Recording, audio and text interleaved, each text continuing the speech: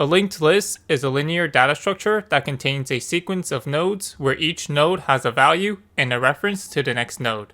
To search an element in a linked list, keep moving the node until we find the element we are looking for. If we found the element, return true. Otherwise, return false. The time complexity for this is O of n. To insert an element at the beginning of a linked list, create a new node and set the new node's next pointer to the current node, and override the current node to be the new node. The time complexity for this is O of 1. To insert an element at the end of the linked list, create a new node and traverse through the linked list until our next pointer is null.